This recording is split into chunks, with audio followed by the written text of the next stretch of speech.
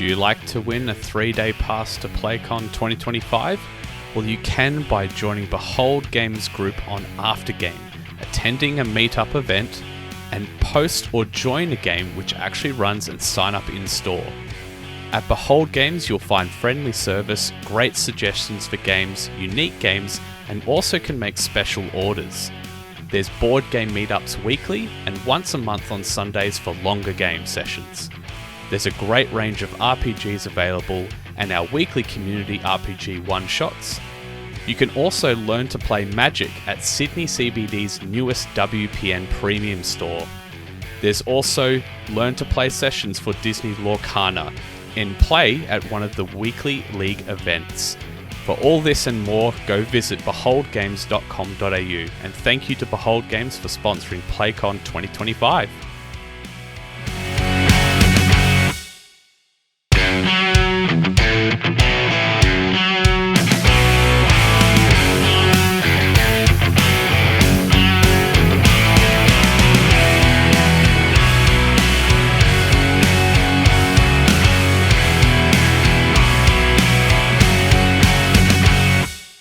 Hello everyone, welcome to the Board Game Barbecue. This is Jules here and this is episode 336, brought to you by Advent Games, More Than Meeples, and our wonderful, illustrious Patreons. And today with me, I have the Queensland crew, well actually part of it, because there's more that have joined, but We've got the original Queensland crew. We've got Dana, how are you doing?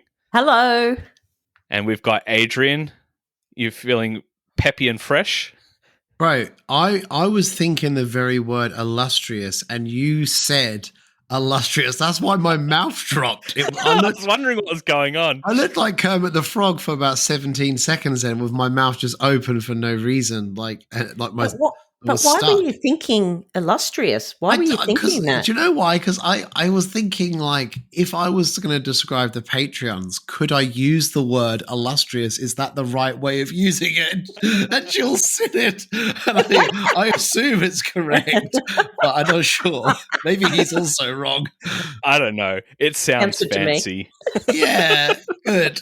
That's about as far as I know. So. Oh, dear. Well, we're definitely not a fancy bunch, but hey, we've got some games to talk about. But we've just recently, at the time of recording, I should say, had the Brisbane Game Day. How was that? Good time had by all? It was a great day. Really, really good. Actually, it was a smaller event than we would normally have. And there was another event going on in Brisbane as well called BrisCon. But it had a really great atmosphere. Like it was a great day, and we saw some new faces as well. Awesome. It was an awesome day, and we tried. I was really chuffed. I don't know what you thought of it, Adrian, but we tried the scissors paper rock thing. Oh yes, how did that go? So the idea is, just so people know, there were some cards that had either a scissors, a paper, or a rock, and when you enter the event, you get given a random card from the deck. And the idea is that you can go up and challenge people to a duel, and you reveal your card. If you win, you get to take their card. And as you go throughout the day, you're going to be collecting more cards, and it gives you more variety in the cards that you can play, because you can play different cards than the original one you got. But also, as you're taking one card at a time from other people, you're getting information about what cards they have. Mm-hmm. And it ended up being this really great game that just went on in the background. And I loved it because as I was checking people in, because, you know, people come in late or things like that, and I would give them a card, and I could literally see people looking to see what card they had. They were looking. As people looked at their cards, people with beady little eyes were like looking around to see if they could see what card they had. Yeah. And it was awesome.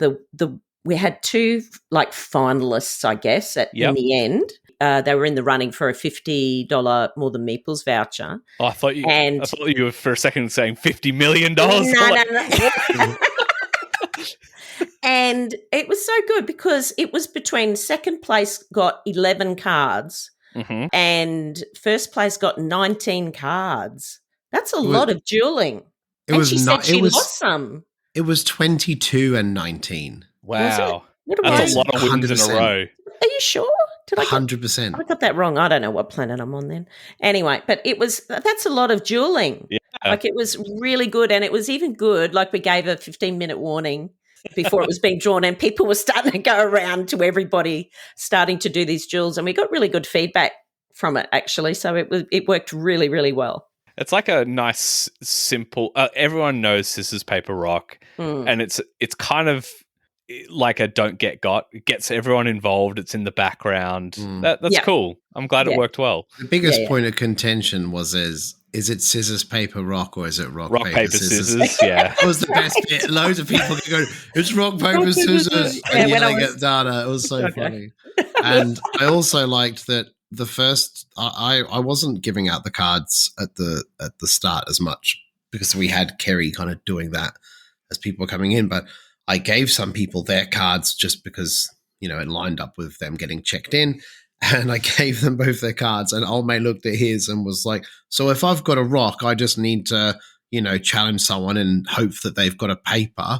Yeah. And then, and not so I hope they've got a scissors and not a paper. Mm-hmm. And I was like, yep, that's right. And old mate next to him, his best friend or whoever he was with, had the paper, and he just went, I challenge you. And he was like, okay. And then he's like, done. And he just took his card off him. And he had 2 cards. And he was like, well, that didn't last very long. And I was like, you literally told him what you had. And he's like, yeah, I shouldn't have done that, eh? Like, it was really cool. It was really fun. That's hilarious. So, it made a lot of laughs for sure. So yeah, it was really good. So it was a great day. We got to play some great games. We all got to play test a few of the games, and one of them in particular was called Deathbed by a fellow called Dion Chick. I think it's Chick, or it could be Chick-A. It could be something fancy like that. But it was a really good hit. They describe it as a pub-style game, and there are 4 different suits. Well, I think in this version there were 4 different suits, and everybody's got the same cards, and it's like a simultaneous action selection where you pick a card, and each numbered card in your suit has a particular action. So it might be take all cards lower than this card or something like that. As the cards are revealed, duplicates are removed. Yep. And then you resolve the cards in number order and from lowest to highest. So it can drastically change where you end up if you have played, say, a higher number. It does feel a bit like a blind bidding kind of a thing as well, because essentially everyone places their card face down, and then when you reveal, that's when all the sort of magic happens. Okay. But essentially it's called Deathbed because the king is dying and he's on his deathbed, and there's a king in the center of the table with a dice on it, and each round pips the dice down till eventually his death, and that becomes the final round. Yep. But there's cards in there like the Mourner, which basically accelerate his death. Oh. And then there's the healer, which prolong his life. So you can pip the dice up. But if 2 players play the healer, then all of a sudden 2 of those healers have gone out of the game. Right. And there's also like a jack and a queen and stuff where you and essentially swap decks with other players, and it's just really clever. It's super, super simple, but super fun. I absolutely loved it. I thought it was fantastic. So how do you win the game? You get the most points, and each card, so a number 1 card is worth 1 point. Okay. Number 2 card is worth 2 points, and those cards that are in your hand when the king has died, that's you're scoring the cards in your hand. Do you play a higher card? Because then if I lose it, I'm actually going to lose 10 points or 9 points or 8 points. But the higher cards do better things. So cool. There's a lot of that going on. It's a very, very clever game, and some lasted like 3 minutes, and then some went on for 10 minutes or 15 minutes. And actually my husband played, and he even understood it, which I was very impressed with. But we actually just said, let's play again straight away. Let's keep playing. We played it about 5 or 6 times. Oh, okay. I don't know if you had the same feeling, Adrian. I think we played it with 6 players, so we had 6 suits in ours. And we played it maybe like 3 times. Like, Mm. and with 6 players is a little bit longer, but it was equally as good. I thought Yeah. it was great. I really, really did enjoy it. So Cool. And So it's going to be lovely to see that, Samara from 1000 Rats is going to be doing the artwork fantastic. for it. yeah, For that's it. very So cool. it was actually really fantastic in the playtesting area that we had. We had some new people that hadn't been to a board game barbecue game day before, and they said it was great for networking for them. They managed to get a lot of contacts, and it was a really, really good vibe on this particular game day, I thought. So it was Very great. cool. So that was a prototype, an unpublished game called Deathbed. Yes. Yeah. Very cool. Yeah, really good. What else did you play? There must have been more than that. I actually played a couple of games. I got to play Chaos Order again with my Kingdom Death crew, plus Lauren, Lauren has been a world champion at this game at some point. So that was pretty high stakes game. And me, G Money, and Matt Wood sat on one side of the table and just got to watch Lauren and Haig on the other side because we kind of deemed ourselves the lesser of the group, and we basically just got to watch them. It was great. It was really fun. It's so good, and the amount of times that me and G Money would look at each other and go, "This game is just so good." Like you kind of forget. Do you know what I mean? Like because you haven't played it for 4 or 5 months or whatever because of playing so many games. But once you start again and you remember a few of the minor mechanics that you have to sort of check the rule book for. But the quick guide on the back of the rule book is fantastic because it just helps jog your memory pretty much instantly. And once we were away, it was good. And we had to end it early because, it got to quite late and, we have to pack up the shelves and all the other stuff. And I feel incredibly guilty playing games and watching Dana do it in the corner of my eye. I hate that. It actually really upsets me. So we all just went, we're pausing the game. Let's smash out all the packing up and then go back to the game. And we didn't have enough time to finish, which isn't an issue, but it's just the sitting around and the talking rubbish. And that is just the best. I love that bit. Yeah. I know that we probably could have finished that game in 2.5 hours rather than closer to 4, but we just keep talking rubbish. I mean, me and G Money spent about 15 to 20 minutes talking about creating a new version of Mortal Kombat, and it would just be called Mortal Tombat. And it was only allowed Toms in it. So we had Tom Selleck, Thomas the Tank. We had our very own Tom Uberface from Discord in there. And who they would fight. Tom Jones is in there. Tom Cruise. Yeah. Tom Holland, Tom Hardy. It was great. We talked about all the different finishing moves when they do the finish him in Mortal Kombat and what they would do.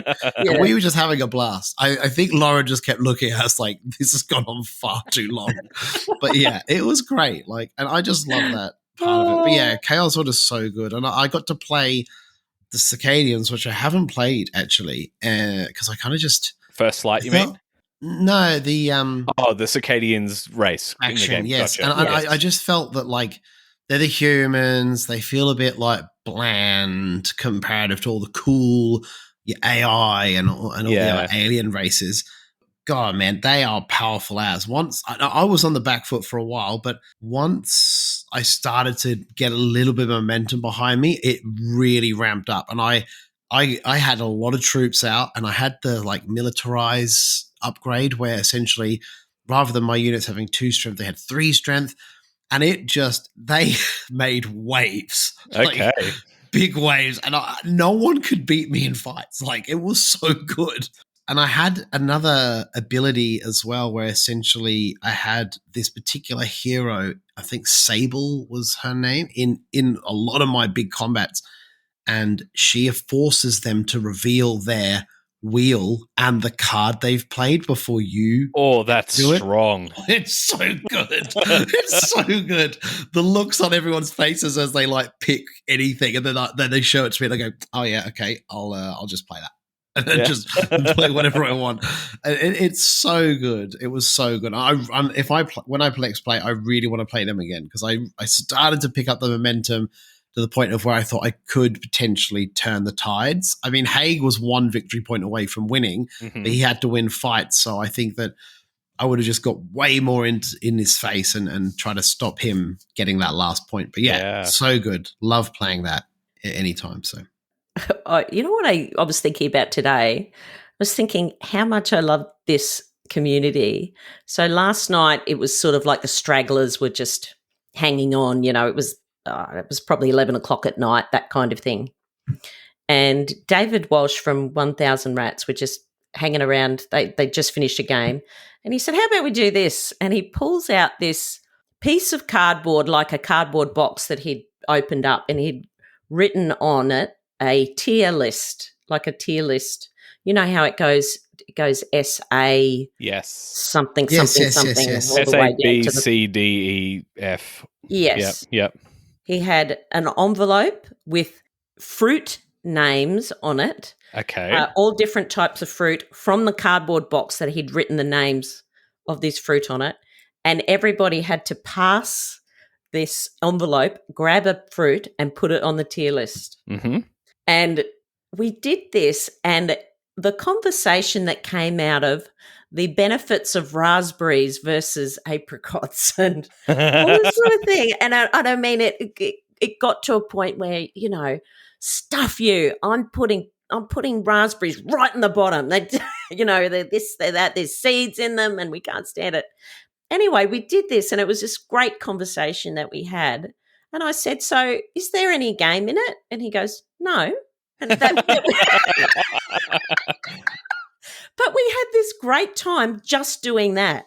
And then I think it was, it could have been Ben, one of the volunteers, sort of said, oh, maybe you could do this. Maybe we could do this and we could turn it into a game or whatever. And they started sort of like just talking about different ideas about how to turn this into a game.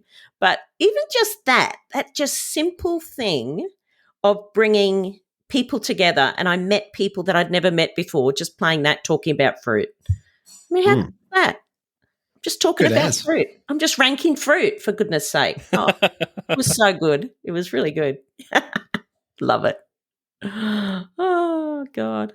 I did get to play another game at the game day, which is completely new to me. And it's certainly not my usual kind of go-to style game, but I got to play Toy Battle. I've been wanting to try that one. I would be sizzling this right now if I had played a couple more games. It is fantastic. Absolutely loved it. I'm going to play it with Finn because there's like a heap of maps with it. So there's lots of different mechanics to do on the maps. I just thought it was really good. Hard to describe really on how it all works, but essentially it's an area control kind of route building kind of a game where you're trying to get to another person's base by building these routes. And everybody it's like that every type of hero in it is a tile. There's skeletons, unicorns, robots, T-Rex, little plastic army men. They all have a different value on them. They kind of can stack on top of each other depending on their number and how powerful they are. So you can kind of, if I placed a number 2, which I believe is a skeleton, you can then place a number 4, which is a unicorn on top of that and sort of take over part of my route. And it's super simple, but super good. Like I really enjoyed it. And I haven't played Caesar or Blitzkrieg because they're just not my kind of games. But after playing this and enjoying it, maybe I would enjoy those. So I would definitely give them a go. Yeah, because it was a Paolo Mori designed game. Yes, it is. Yes. Yeah. It sounds like a kid's game, doesn't it? Like it does, but it's not really. I mean, well, it can be honest. It definitely just depends the name. on, I mean, the name, like you yes, sort of the think, name and the theme, definitely. Yeah, that's what I meant. Sort of projects that, but it was really good. It wasn't like cutthroat because essentially I take a turn, you take a turn, so it's never like you're not sort of chopping someone's legs out from under them from this massive strategy and plan that they've had the whole time. But it's very clever and it's super fast and super smooth. And I think it took us like 10 minutes to play it. And like the teach was like 5 minutes. Yeah. And that was it. And it's really good. It's if you wanted like a sort of area control-y kind of battle-y kind of game for you and your family or you and a child, or even just you just want to try, if you liked Blitzkrieg and Caesar and you want to give this a go, I would definitely suggest picking it up because I mean, if this is what the other games are like, I can see why people like them is kind of what I'm getting at. So yeah, I thoroughly enjoyed it and hope to sizzle it soon after I played it a heap. So very cool. Well, Finn does chess lessons now, so Ah, maybe he'll be a bit more strategic in his placement of pieces and stuff. So Yeah, okay. we'll see.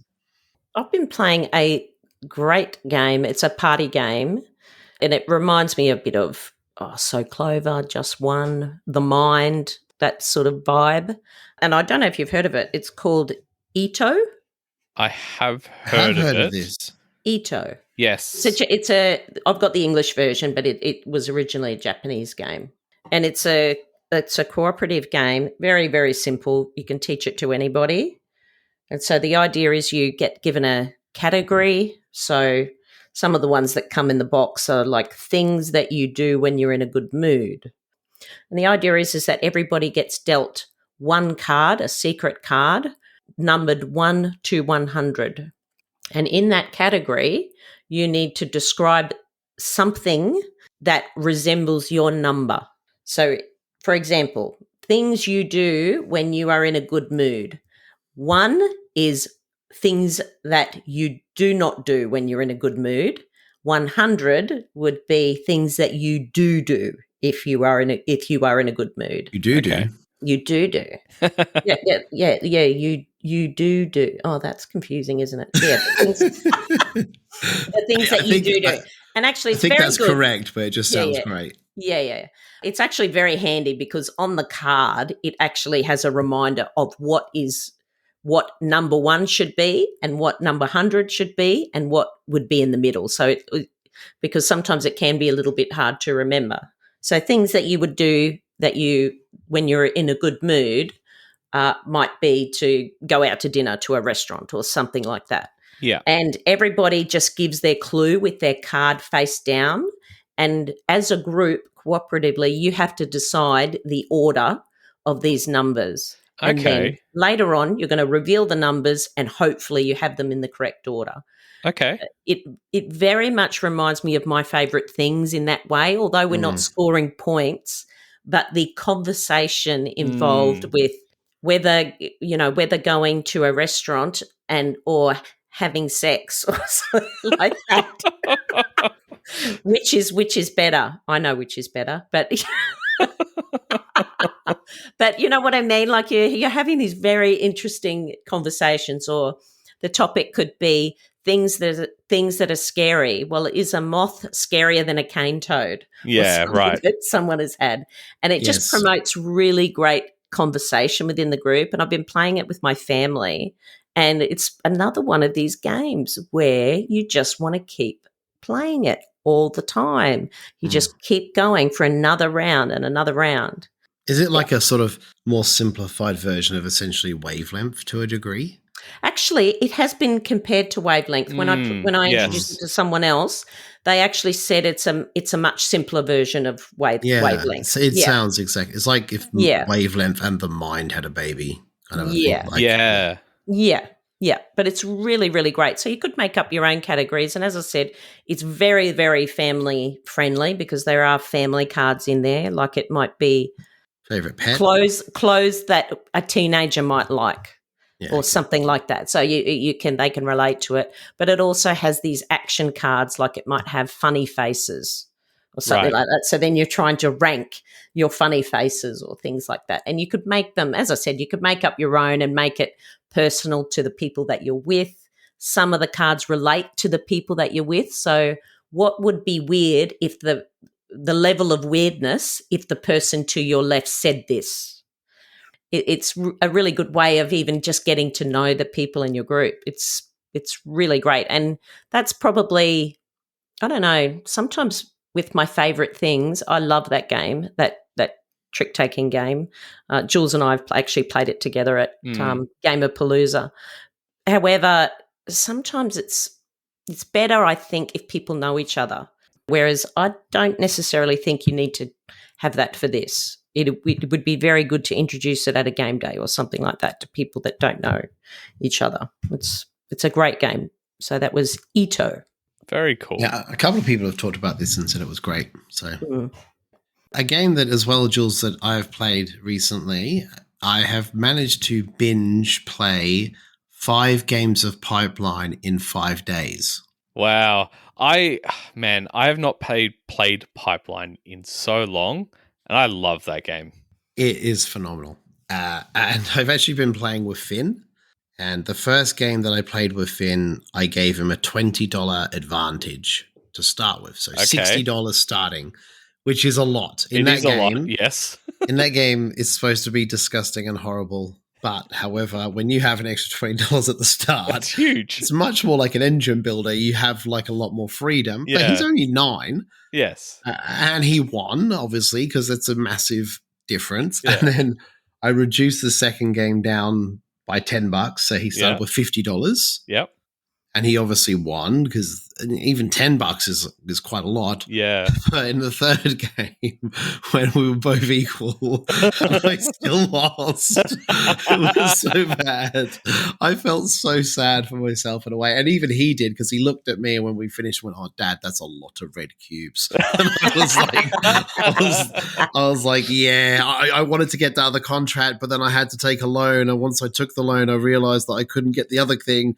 And then I was in big trouble after that, and it just spiraled out of control. And I had 5 red cubes. So I haven't played that badly in a long time.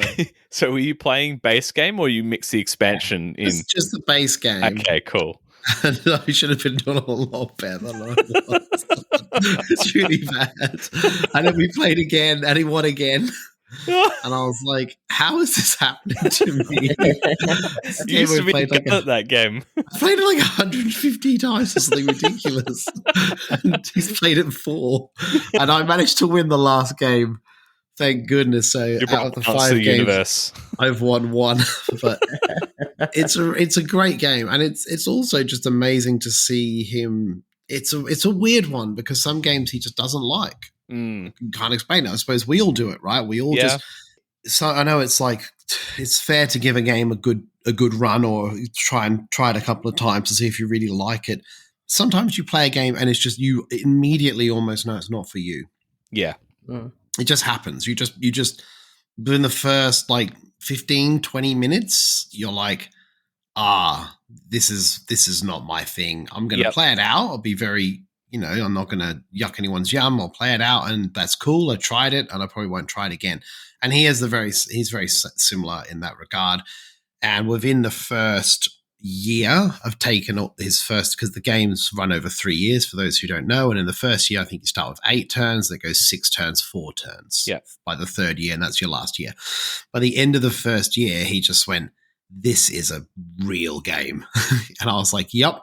This is an interesting game, man. And he's like, "I really love it." And I was like, "Great," because we can now play it a lot. So we did play it a lot. And he was setting it up before breakfast while he's in his school uniform while I'm at work, so that when I pick him up after school, we come home and we play it straight away. So that's been really good. Yeah, it's funny how he's just taken to the game and he's really enjoying it. Mm-hmm. So I don't know why. For whatever reason, I think he likes the personal puzzle, but he also likes the mid-maxing and knowing that if I sell this here, I'm going to get $110. But if I put it on a contract now, I'm going to get 40 immediately, but then contract score at the end. So it's actually 80. So what is the best option? Do I want this money now, or do I want to keep sending money to it on subsequent years? And yeah, it's been great. It's been really good. I mean, we played a game in an hour and 15 minutes with the 2 of us, which is pretty fast. Yeah, it was a pretty fast and fluid game. That was the 4th game, so it just shows that the game goes from being quite a long game to quite a short game once you've sort of really sort of pumped them out quite repetitively. So yeah, it's been great. I'm very grateful to be able to play that game again with someone that's keen to play it. So. Cool. You're like in gaming heaven. You actually don't even know, or maybe you do, but you don't know how lucky you are to have this little human being who is just eating up all these games. I mean, the fact that he sets the game up and everything for you. I mean, that's like an effort for a lot of people. That actually stops them from playing the game. Well, if he doesn't do it, he doesn't get any dinner. So, he doesn't get fed. Or he has to sleep underneath the stairs in a locked room. Yeah. No, it's a funny one. And I don't understand it either, because a lot of games he would probably never do that for.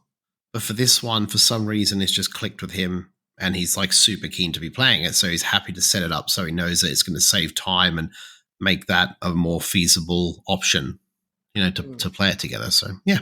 But you are right. I am in gaming heaven because I think the next one will probably be Barrage because he's asked and asked and asked to play it. Oh, boy. And he's been like, and it was really weird because I think when he was 5 and he would sit there and MJ and I would play it and he'd just play with a different faction board by himself and put the pieces in the locations, he'd say, when can you play it? And I remember MJ saying, when you're 10, we'll show it to you. And that's only 4 months away. Oh, wow. So, like, that's kind of weird that's kind of lined up like that because we just said 10 because that felt like 20 years away. In reality, that's now here. It's coming soon. Yeah. So it'll probably happen before then. But I just found that kind of quite a sort of strange sort of thing that's synced up for that. So that's very funny. Well, he might be a bit humbled when he plays that. Yeah. Well, I think he'll enjoy it. That's for sure. Yes. I think it's just that thing. Like I've spoken about it before. He gets quite upset with games that are luck based. Yes. Because one, he doesn't find them enjoyable as much, and we had to explain that. Hey man, there is enjoyment in luck. Like it's fun and silly. You don't good have to when stress it goes out. Your way. Yeah, and you don't have to be upset if it doesn't go your way because it's just luck. Like you haven't done anything wrong. It was out of your control completely. Yes. So I think, but he likes the games where he has agency and that he makes the choices and he can see the path and I can see him seeing 3 or 4 turns ahead on this thing because I'm looking at those actions and turns because I'm making sure that he's not doing things that might get him stuck because you get very stuck in that game where essentially you take oil to run your machine to pay it and then just you're making the same sort of money back again and you're not taking any steps forward to sort of build your engine up. You get stuck in this weird loop of making $40 to then spend it up to make $45. We've only gained $5 over 3 turns. That's really not a lot. And it's just not working for you. Yeah. But yeah, it's been really good. I've really enjoyed it. And I do know that I'm very lucky, Dana, so it's all good. Oh my God. I just want one of them. I want a clone of him. You should play it with him on Saturday. And he does what he's told. Like it's not like an adult. It's not like an adult. You could just boss him around. He's like the perfect kid, man. You should play it with him on Saturday when you come over. You should play Pipeline with Finn. Have you played Pipeline, Dana? Adrian actually taught me Pipeline one day. It burnt my brain. I felt so dumb afterwards. Yes. But you have said now that playing Trailblazers has really helped him. 100%. Yes. 100%. Because I don't know, for people who don't know, but Trailblazers is done by the same designer, Ryan Courtney, and it has the same 135 unique tiles that are the tracks in Trailblazers. They are the same pipes in Pipeline. Therefore, Finn has played Trailblazers maybe 15 times and probably on the BGA probably 20 or 30 times because he has it on his iPad. So he already has that puzzle aspect very well mastered for a 9-year-old. So he's able to sort of use that and utilize his knowledge from that to take Pipeline on. And it's definitely a lot of an easier step. It's like I was saying, like people who've played Hadrian's Wall, playing the Anarchy is an easier sort of more settling experience rather than just like, oh wow, there's a lot going on, you know? Very cool. Yeah. I've been playing a bunch of games, but nothing new. But one of the ones I did want to mention was a game Lawrence talked about on the podcast before, which is String Railways. Have either of you got to play that one? I have. I've got it. It's the same people from My Favourite Things. Yeah, it was done in the same Kickstarter. And it's just a really fun, weird, silly game where you're laying out strings that connect through these cards, which are stations, and you get points as you connect through them. And you can be really mean because some of the cards have a limitation on how many players can be connected to it. So you can sort of see where people are trying to connect to and pull, when it's your turn, you draw a station card and you can put it down and then put your your string down and block other people or force them to place their strings over your strings. Because essentially you're just trying to collect the most points and connect your strings, which are your train lines, through the station cards. But if you go over other strings, you lose a point for every time you go over them. And there's also a river string and a mountain string that deduct points as well. So you're trying to weave these strings in and around cards and other people's strings to avoid deducting any points wherever possible. And by the end of the game, it's just this mess of string that just organically forms. And it's just really fun. It's easy to play. It's quick to set up. And it's just been really, really fun. I haven't played, there's a second game mode in the box. I've only played the simple one that they recommend to start with, but it starts to add resource cubes that I imagine start to move along your training tracks. So I'm keen I'm keen to try that version. It's all in the same box because it was actually called the String Railway Collection. So it's a couple of games in the one box. But yeah, really neat little production, quite fun. I don't know if it's that easy to find and pick up at the moment. I'm pretty sure there is some stock coming into Australia at some point this year, but general supply, I think, will be maybe later this year. So String Railway Collection. It's certainly a very unusual game. And when you look at it on the table, you think, what the hell is this? It would look like a kid has gone through like an arts and crafts box and just dumped it on the table. That's what it looks like. That's exactly what it looks like. Yeah. Oh, God. Yeah. Oh, God. Dana, yesterday, Ben played Sand.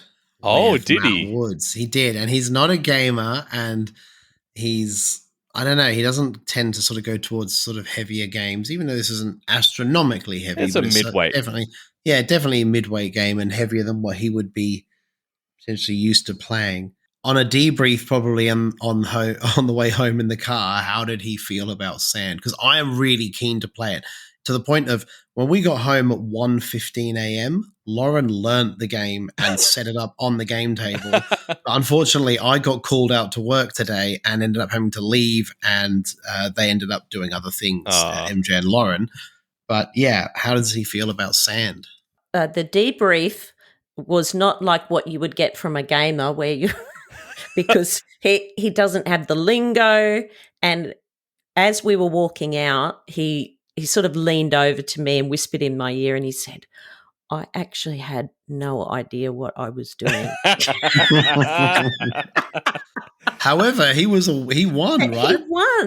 He won. And then, but it was so good. Then he went out and grabbed a kebab. Celebratory kebab. Yeah, with the guys that he played with, he bought them all kebabs. Oh, wow. I need to lose to Ben more often. Let me play his games. I want to play with Ben. You want a pity kebab. My God. Yeah, it was so good. Yeah.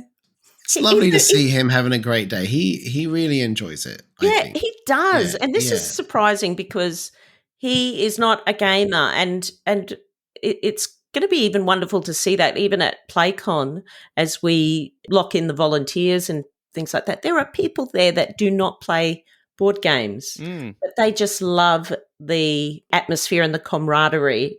He always has fun, and he told me about a few jokes that he was going to play on me, and then he chickened out. Was he going to dax you? No, I'll tell you what. It almost happened. I'm going to tell you. I don't know. I might have to edit it out, but anyway, you know how we get the winners of the Lucky Door prize, which is a More Than Meeples voucher. And what we do is we do like a number randomizer, and then depending on their number in the spreadsheet of the people that have attended, we write the name down, and that's who's won the prize. Anyway, and I said, can you do that for me while I'm doing other stuff? You organise the spreadsheet and get the number randomizer going.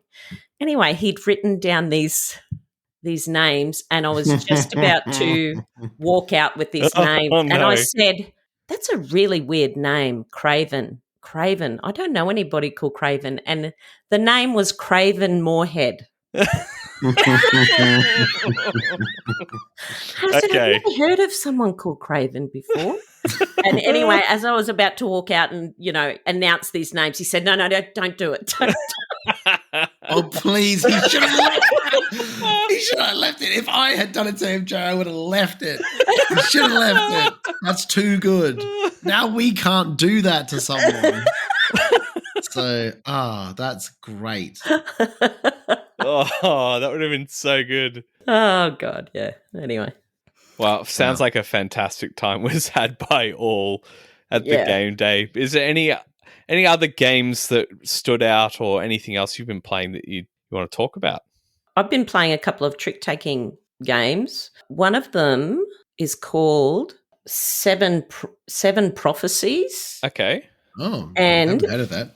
It's by a company called New Mill Industries. Mm-hmm. I don't know if you've heard of them before anyway, but they seem to publish a lot of Japanese games, which obviously trick-taking games seem to be a lot of Japanese designers. So it's a trick-taking game, three to four players. That's always a bit limiting, isn't it? Yeah. When it doesn't play 2 to 4 or something like that. But anyway, 3 to 4 generally players. speaking, though, trick-taking games aren't great at 2 as a general rule. Yes. Yeah. So I guess so. Yeah, you're probably right there. What makes this game unique, I think, you're not predicting the number of tricks you're going to win. You're predicting how often you're going to place first, second, third, or fourth across the round. So you've got a hand of 10 cards, 5 suits numbered 0 to 9. And before the round starts, you've got this sequence of 10 cards laid out in the suits. And it's just randomized. It's called the prophecy track. That's it, the prophecy track. And that will tell you what the lead suit is in each trick. So you already know that up front when you have your hand of cards dealt, and before you predict where you're going to come in each trick, you already know what is going to be the lead suit in each one. And so then you'll have 8 cubes, and each player has their 8 cubes, and you secretly predict how many first places you're going to get, how many second places, how many third places, how many fourth places. Then you'll reveal it. Everybody will place their cubes on the right places on the first, second, third, and fourth. And so now you can see what everybody's predictions are. And then you're going to play the tricks.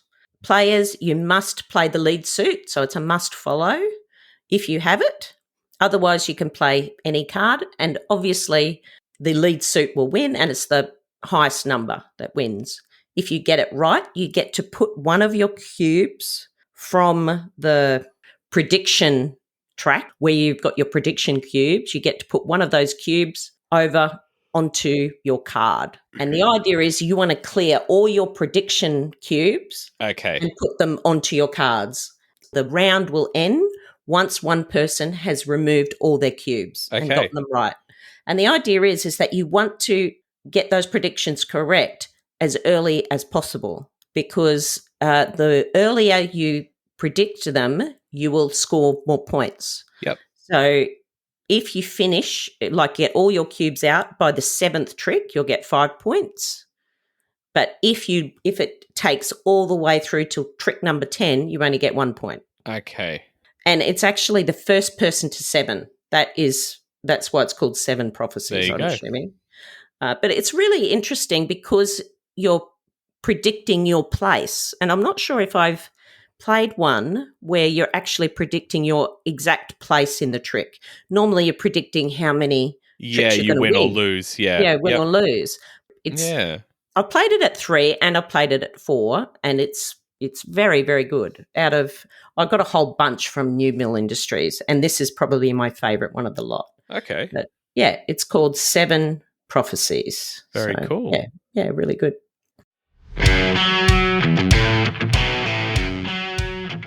If you want to buy the latest games, there's no better place than Advent Games. They have a huge selection of games with heaps of different categories like light and fun, Euro heavyweights, or hard to find games to help you find the best fit for your game night. On top of being a great bloke and an avid gamer himself, Dean provides excellent customer service, is very responsive to questions or inquiries, and offers flat rate shipping across Australia. So to grab your games, head to adventgames.com.au. That's adventgames.com.au. All right. Well, I can see we've got a sizzling game for today. Dana? So today I am going to talk about Honey Buzz 4 Flavours.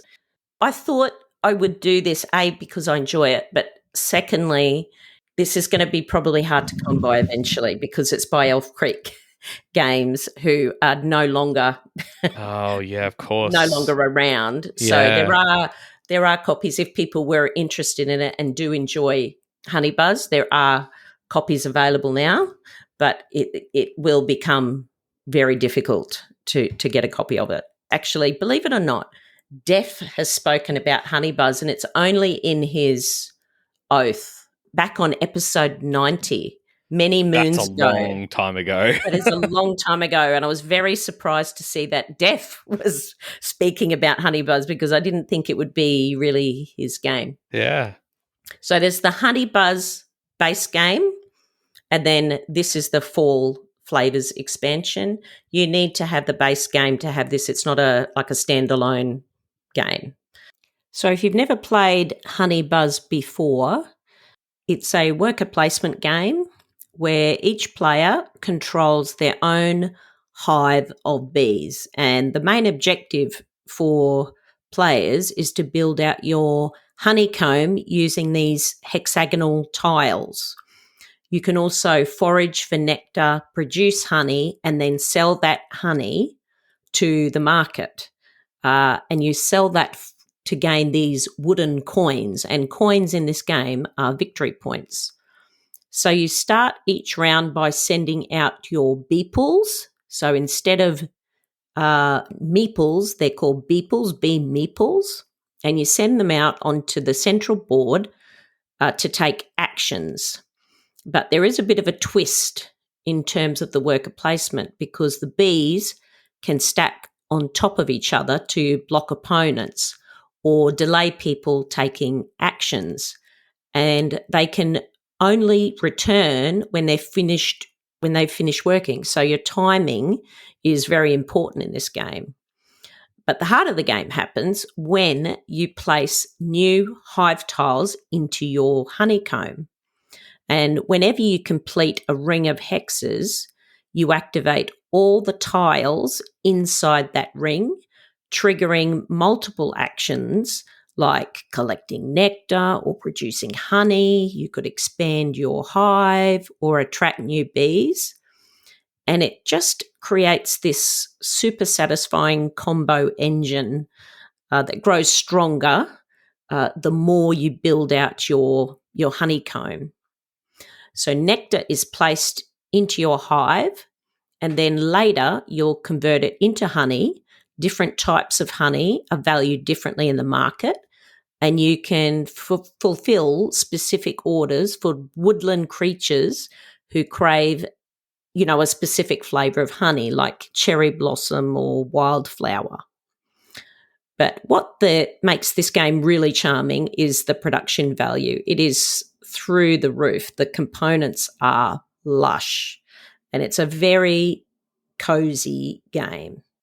So with 4 Flavours, it's a modular expansion, and so you can add all of these things in, or you can just add 1 or 2 of these modules. So the first thing, yes? No, please continue, sorry. You had your hand up. Would you like to ask a question? I was going to ask a question, but I'll save it to the end. Thank you. Why are you in the dark? I'm so tired. I need to just rest here. Sorry. The game day and then having to go to work and stuff, it's killed me. And I'm getting a headache and the darkness is so soothing. Okay. If I see you fall asleep, I'm just going to clap. Really I'm not. I'm just going to tell you right now, I'm just resting my eyes. Oh, God. Anyway. So it adds fruit. And oh, my God, I'm going to show you in the camera. Look at the fruit. Look at it. Oh, wow. It is That's it's like little pumpkins, little pears, Oh, wow. pears, and apples. So it allows you to now you instead of foraging for nectar and you're moving around on these tiles that have nothing on them because the foraging area has all been mined out, you can now get fruit instead, and you can collect this fruit and you get rewards for selling it back to the market in sets or individually. So it just adds that part of it as well. There are some end of game goals as well that can allow you to maximize on fruit as well. So it's not just honey, now there's fruit. So I would just add this in like all the time. Very Have good. you got a favorite type of honey in like real life? I actually really like, that honey that is, it's not clear. What's that called? The honey that's not clear. It's like, Dirty honey? nah, It's not whipped honey. this is just so stupid. Look, I'm going to tell you right now, it's Dirty orange honey? blossom. Orange blossom is the best honey. Orange It's blossom so is good. very good. It is legit the best. It's so like sweet and citrusy. It tastes great. Look That's up me. Misty honey. whatever Misty the honey. Misty honey. It's called. I think she works in the adult entertainment industry. So I'm just going to not look that up on my computer. You can look it up on yours, but I'm cool. Like, Anyway, I I'm don't good. know Have you what had it's whipped called. honey before? No. Is that It's what I'm talking about? It's literally like whipped, and so it's very aerated, and it's very like a spread almost. It's delicious. Oh, God, nice. It's making me hungry. Anyway, Yeah. All right, back to the game. So now you've got these leaves, these gold foil leaves printed on the hive tiles. So it's another set collection thing where you're collecting these different types of leaves and they're worth points as well. So you're probably getting the impression that it's turning it into a bit more of a point salad game. Yeah, where there's yeah. lots more scoring opportunities. But I think it was lacking a little bit in that regard for me anyway. So these autumn leaves are really, really great, and they can net you very big points if you collect the right ones. Then you've got this harvest festival, and I really like this. So you're breeding bees, but then you can retire them. And on the board, it shows these bees like all retired in like these lounge chairs, just like sipping a cocktail or something like that. And it just gives you can do like an immediate scoring of a particular thing in the game, or alternatively, it'll give you an additional action. But that bee then is retired and you can no longer use it for the rest of the game. Okay. So that's the Harvest Festival. And then you've got these nectar caps. I mentioned about creating these little loops of honeycomb, and that's how you activate the actions around these honeycomb loops that you're building. Well, now you can cap these cells to prepare for winter. So it's very thematic in that way. And when you cap them, they are worth a lot of points, but it prevents you from producing any more nectar. Yeah. For the remainder of the game in that particular area. So it's just another option, I guess, in the game. And the final thing is it's called the Sweetwater Sunset, but it's basically just a track that detects how far the end of the game is away. And I think I would always play with that. Sure. And it also adds some more triggers towards the end of the game as well, so that you're not waiting just for this one thing to end. Overall, I think it is well worth getting, and I would always play with these all the time. Very good. My only negative is it takes up a crap load of space. That was a lot of modules you went through. Yeah, it does. It takes up a lot of space. So that's probably my only negative. It's made me want to play this game more than just the base game. The base game was just sitting there on the shelf and I would have probably played other things, but this has made it more playable for me. Very good. So I would highly recommend this expansion. So that was Honey Buzz Fall Flavours. I don't know whether any of that made any sense with the Misty Honey and the, I don't know, the porn star, whatever you were talking about, Dirty Honey and whatever else. I don't know if anybody took any of that in. But Oh, dear. oh, my God. Oh, this is so funny. I think our brains are melted. We've talked about a lot of games at this point. So let's move on and we'll go to the question of the pod.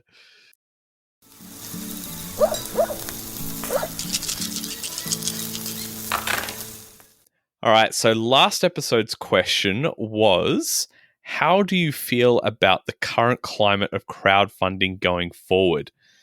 Man, even a lot's changed since we put out that question. Yeah, right. I know, yeah. Oh, dear. But it's a snapshot in time, and we'll read out some of these responses. Dana, would you like to read the Facebook responses? Sure. Uriel Selage says, not overly confident. There are several campaigns I would be interested in. The ones he's mentioned are Nippon and Casus Belli by Martin Wallace. But at the moment, I'm in no hurry. I'm going to wait and see the mood. I don't even live in the US. Sorry, publishers. The next person, Jason Hames Grubb, says, I feel that the crowdfunding platform has been in trouble for much longer than most realise. The pre-order system that's supposed to be against the terms and conditions needs to stop for the long-term growth and health of the industry. The current international issues only increase the risks and the manner in which no company can truly confidently prepare for. Honestly, I don't see positive things happening for this industry within the USA anytime soon, and it's a real shame. It's all quite negative, isn't it? Well, I think that's a very fair comment, that last one. Like, I agree with that. Yes and no. I'm going to say, given the current conditions, I think more publishers are going to be actually looking to do crowdfunding because of the tariff situation. It enables these publishers to be able to sell their games direct to the consumer, not having to go through distribution networks to eat more of the margin and actually create a product that is palatable in terms of its retail cost. So I understand the point being made, but unless there is drastic change in the current situation, I think we're going to be seeing more publishers pushing to do sales directly to the consumers. That means buying directly from their website, and they might be looking for partners just to do web store fulfillment rather than going through retailer networks, which is not great for the local game store because they rely on distribution to bring in all those games from all over the world. It doesn't matter what country you live in. And it is a really hard time for the industry right now. I'm hoping that things do change. Like I said, when this question was put out, things were pretty grim.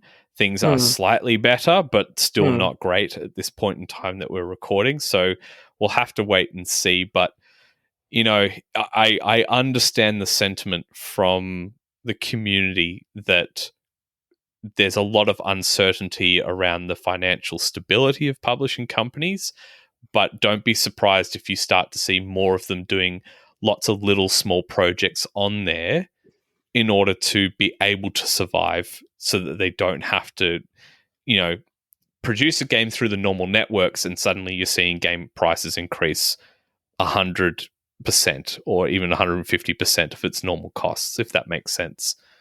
So I had to comment on that because I do work in the industry and I had talked with a lot of publishers.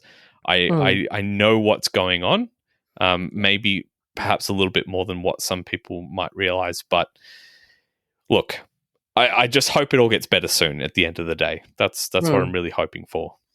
It does highlight, though, those publishers or maybe game stores that are operating on right on the line in terms of whether they're on the verge of bankruptcy or maybe they're just staying afloat. Yeah. Like there have been a few publishers, and the one that comes to mind is, was it Final Frontier? Yes. Mhm. Final Frontier Games or whatever. It, like their announcement, it appeared that they'd been sort of trying to pay for previous Kickstarters with new Kickstarters or something like that. There had been some kind of maybe mismanagement or I don't know. And unfortunately, when you get something like that, it's just the straw that broke the camel's back. But I feel like that might happen a little bit more than we know. Like, I think that's not 100% of everybody, but that's not the first time that this formula has happened. Mm.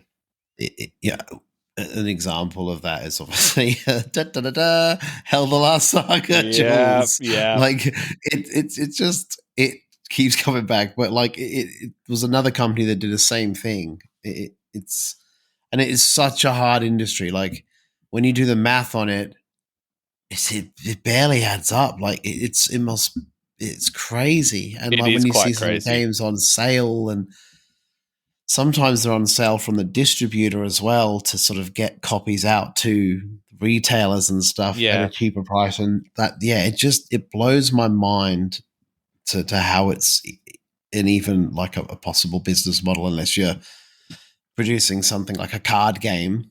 Yeah. Exploding Kittens is a prime example. I know it's a Kickstarter, but essentially it went to retail as well. But you're producing essentially a card game with no tokens, and you're selling 10 million copies. Yeah, millions of copies. Yeah. Yeah. Yeah, it's a rough industry, that's for sure, unless you make it big. But yeah, let's hope things improve. All right, we've got one more comment on Facebook, but I should have read it because I think I went and covered a lot of what Kim has said, but I'll read it for the sake of what we wanted to put out. The whole thing. Basically said exactly what you said. Yes, but I'll link it in the show notes because it's actually it's a lengthy response. Yes, and it's certainly a worthwhile read to get his opinion about it. So I would like to agree with that. It is a worthwhile read from start to finish, and for me, who is very limited attention span, I broke it up into 3 parts. So it was kind of like Star Wars: A New Hope, Empire Strikes Back, Return of the Jedi for me, and it's really good. Like it is. There's information there that I had no idea about, and it is a really worthwhile read. And Kim's definitely the guy in the industry, especially in Australia. Yes, to sort of have an insight into that. 100%. Yeah. Okay. So we'll link in the show notes Kim's response as a publisher. Yeah, he has insight. I have worked with Kim. He knows what it takes to move games all around the world. And a lot of the things I just said before are sort of a cliff notes of what he said. But please, if you are all interested in the current situation of the industry, have a read of that comment linked in the show notes. Just to confirm, Jules basically plagiarized Kim's answer. So we are saving him face. We're saving Jules' I actually didn't read the comment, and I was like, okay. I've just jumped the gun here. It's literally like the same words. Yeah. It's plagiarism. It's fine. All right, I'm going to read out the last few responses. So from Instagram, we had Forced Suit Studio said, I think we'll be seeing a lot more indie creators in the near future. Large companies will face difficulties with the current tariffs, whereas indie publishers will be agile enough to find other solutions to manufacture and deliver.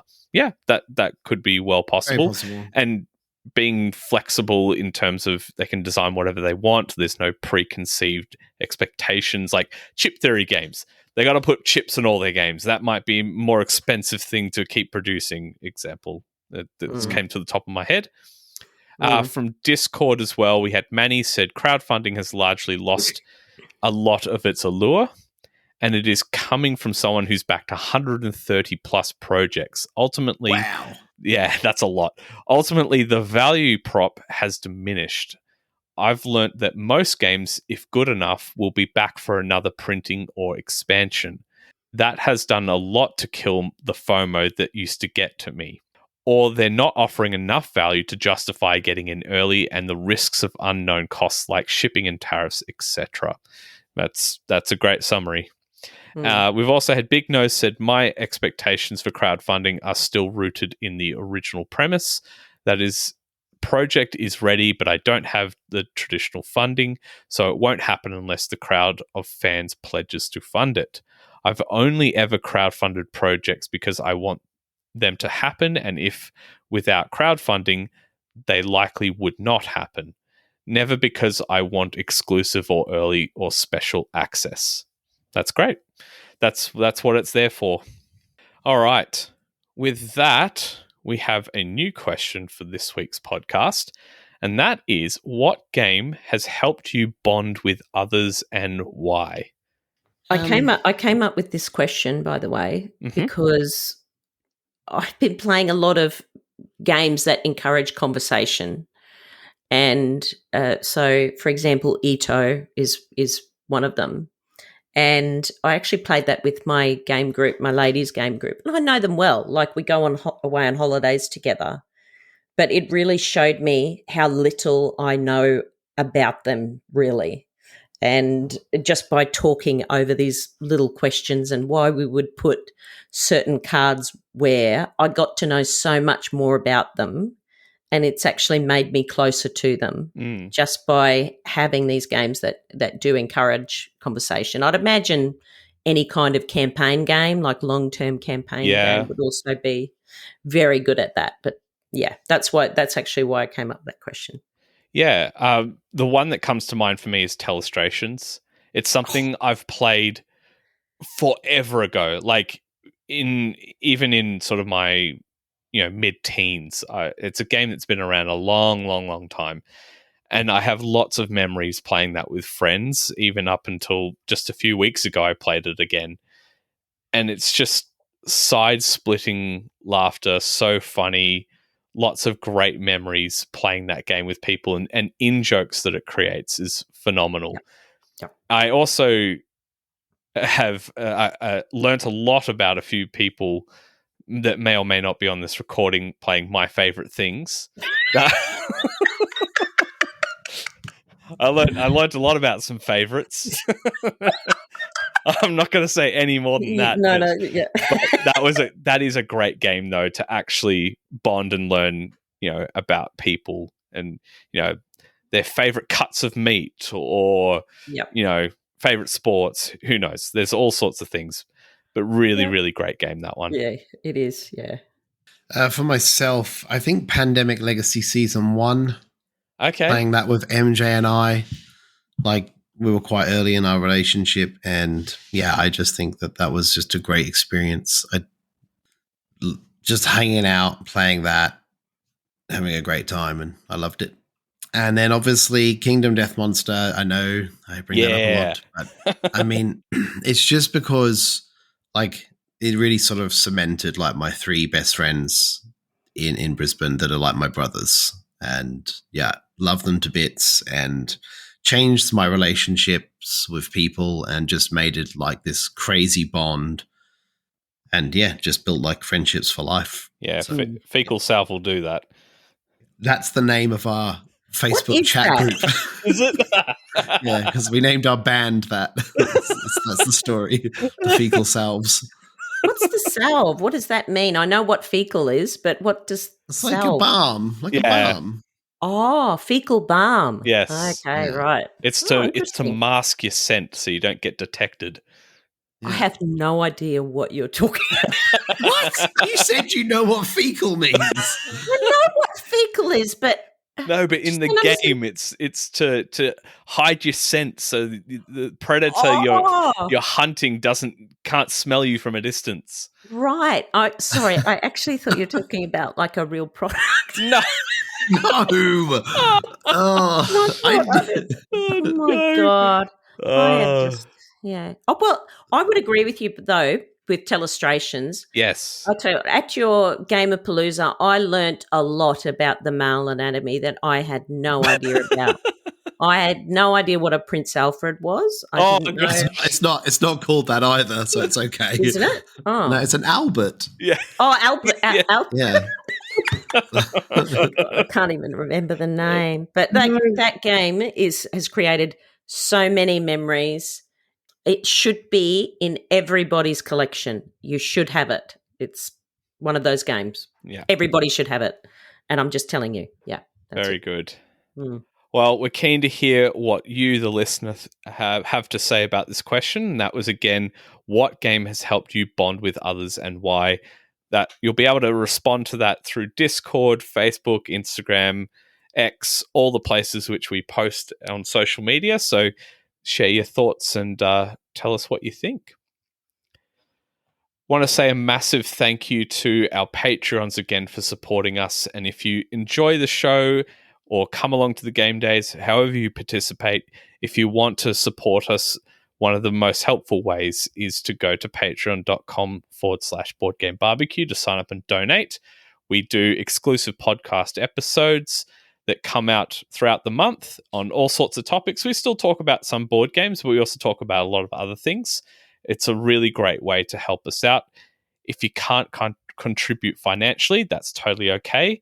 Just being involved in the community, signing up on the Discord channel is a great way to get involved and meet more people.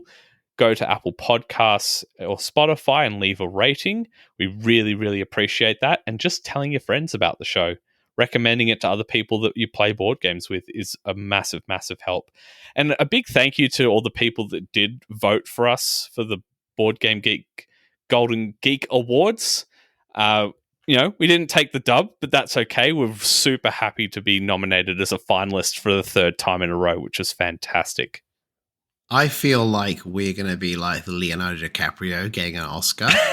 Like, it's going to be like 14 years nominated and not win. And then we'll win, like, when we're at our worst. Do you know what I mean? Like, we won't win at our peak. We'll win for some random reason. Where are we at the moment in terms of like peak and worst? Where are we in that scale? I have no idea. I'm not going to put any money on it getting better. Let's put it that way.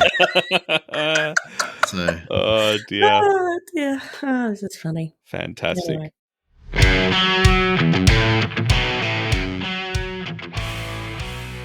Army Hearties, all hands on deck for Ahoy from Leader Games, the board game that delivers deep strategy without the rulebook headaches. Hey gamers, it's me, Joe, the #1 Leader Games fanboy, here to tell you a little bit more about one of their excellent games, Ahoy. Ahoy essentially gives you 2 games in one. You can enjoy some intense 2-player area control, or you can add more friends to allow them to do some more pick up and deliver type mechanics instead. If Root or Vast have never really made it to your table because of their complexity, Ahoy is your answer. Every game of Ahoy creates a new seascape with the modular board. There's high conflict for competitive players, there's more low-stakes missions for casual gamers. Ahoy really has something for everyone. And what's that? Just over the horizon? This August, expand your maritime empire with 2 brand new expansions. There's the Rivals and Renegades expansion, which introduces exciting new factions for the 2-player game. You can mix and match to your heart's content, or you can rally your entire crew for the new team mode that brings 4-player strategic alliances to life. Then there's the Fang and Fortune expansion, which adds thrilling new options for the 3+ player games. You can strike fear into your opponent's hearts as the monstrous Leviathan, or hoist the Jolly Roger as the flamboyant Coral Cap Pirates. Ahoy! From Leader Games, where strategy meets accessibility and every game tells a different story. Available now at your local game store or online, with the new expansions available August this year. Set your course for adventure today with Ahoy! Well, with that, we'll move on to our last segment, Fired Up.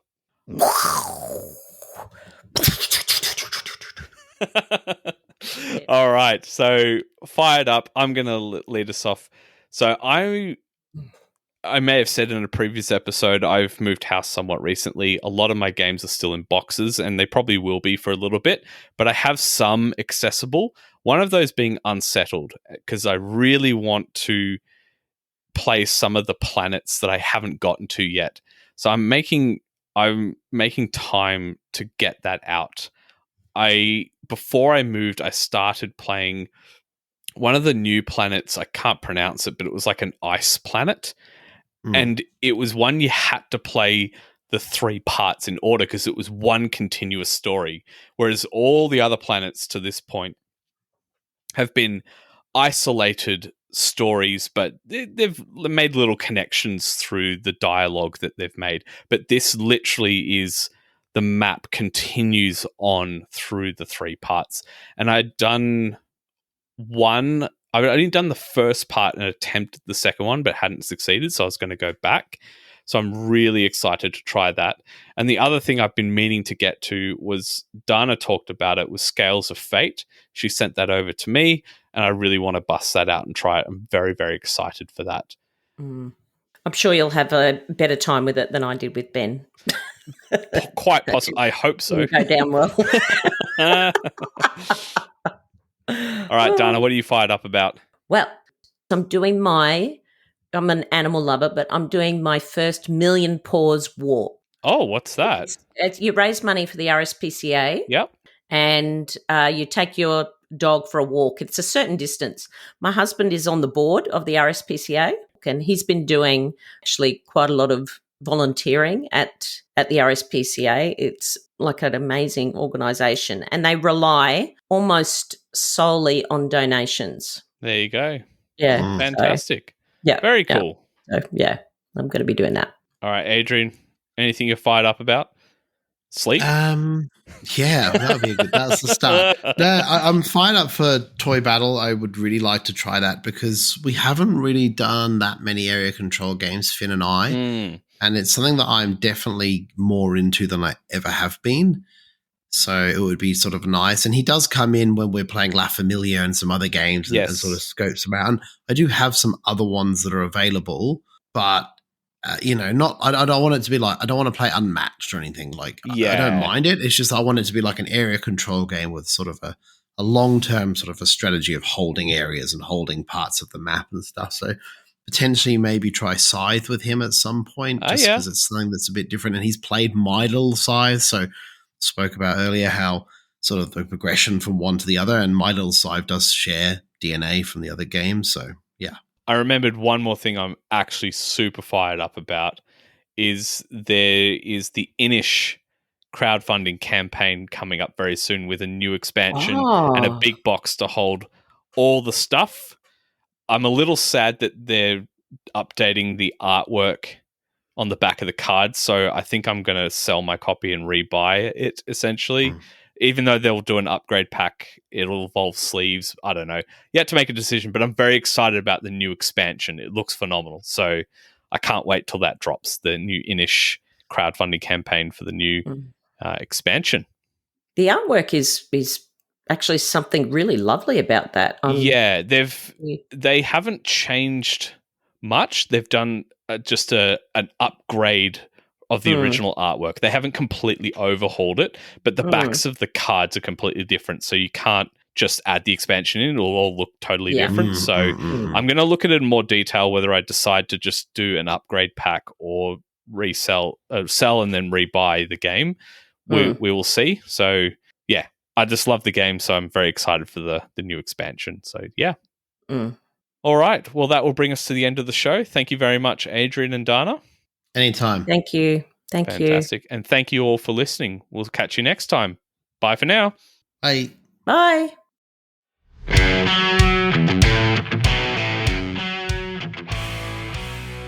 So, clean? Yes.